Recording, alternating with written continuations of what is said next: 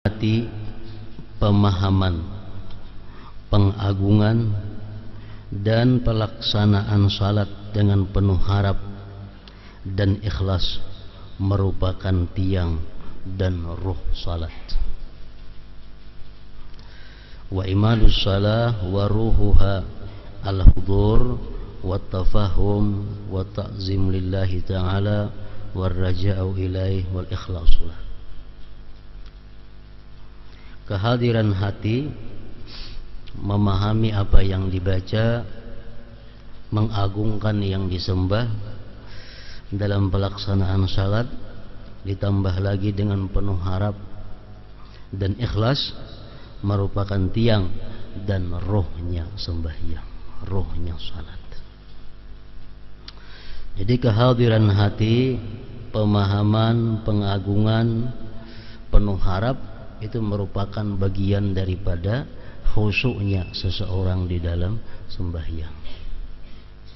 Sebagaimana telah disebutkan dahulu, Imamul Ghazali mengatakan bahwa sembahyang itu khusyuk, disebut khusyuk apabila orang yang sembahyang ini pertama hatinya hadir, kedua paham dengan apa yang dibaca, yang ketiga ada ta'zim, ada mengagungkan.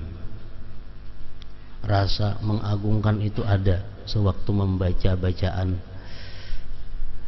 Yang keempat ada harap, ada takutnya. Yang kelima ada harapnya.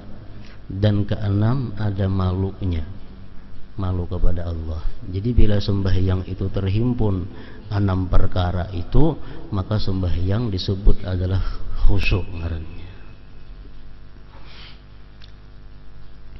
Kehadiran hati maksudnya adalah hati kita hadir. Arti hati hadir itu hati kita berada di dalam tubuh kita. Maksudnya hati kita kadang melayang dari apa yang kita kerjakan. Jadi kita waktu mengucap Fatihah, hati kita benar-benar hadir bahwa kita sedang mengucap surah Fatihah. Waktu membaca surah, hati kita hadir bahwa kita ini sedang membaca surah. Waktu ruku, hati kita sadar, hati kita hadir bahwa kita ini sedang ruku. Waktu i'tidal, kita sadar, kita tahu, kita hadir bahwa kita ini sedang dalam i'tidal. Nah seterusnya sampai salam. Itu ngarannya adalah hadirnya hati, kehadiran hati. Itu bagian daripada khusyuk.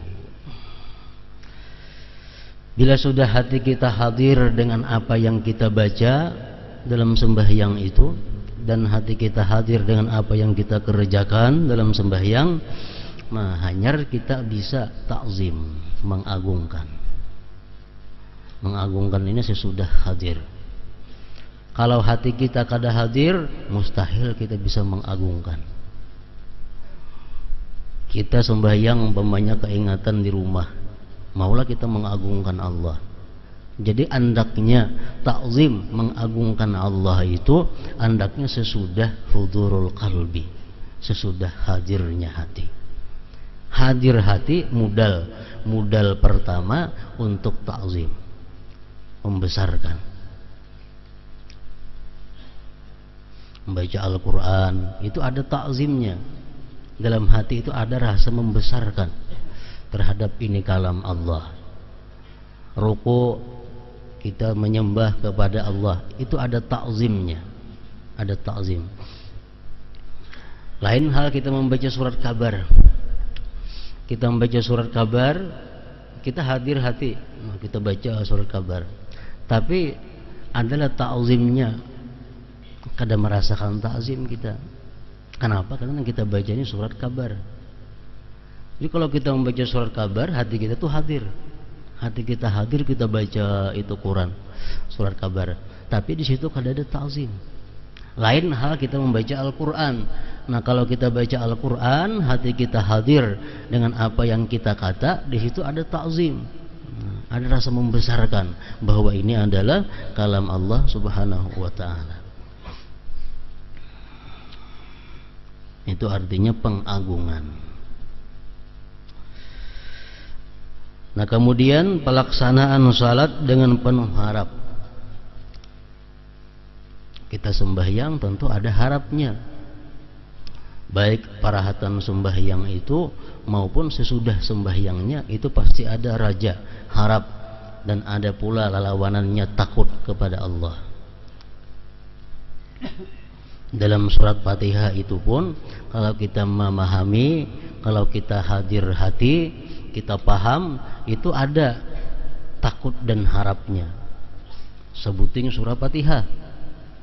Di waktu kita membaca Ar-Rahmanir Rahim, itu adalah hati kita paling nyaman, hati kita paling gembira, hati kita berbunga-bunga begitu kita mengucap Ar-Rahmanir Rahim, bahwa Allah itu maha pengasih, Allah maha penyayang.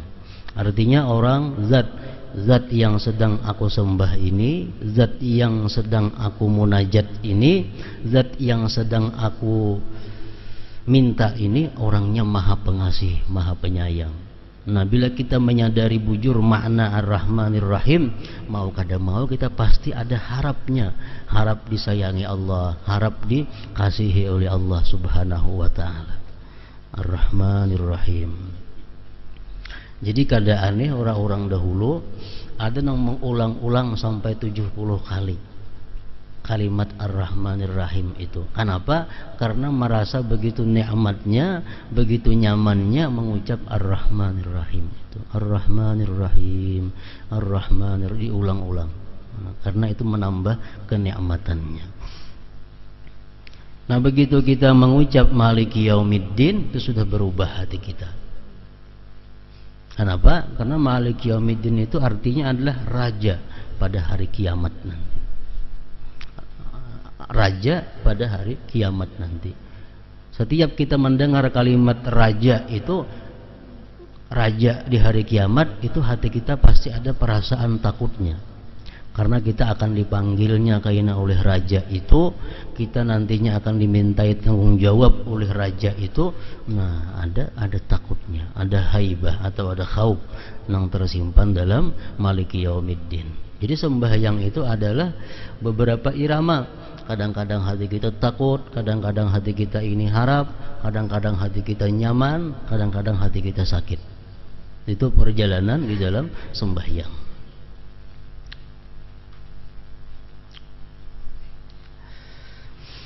Nah, kemudian dan ikhlas. Ikhlas ini hendaknya mulai awal sembahyang sampai meninggal dunia.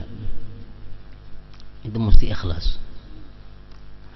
Ikhlas itu dituntut mulai kita sebelum melakukan sembahyang sampai kita mati, kita ikhlas dengan sembahyang itu.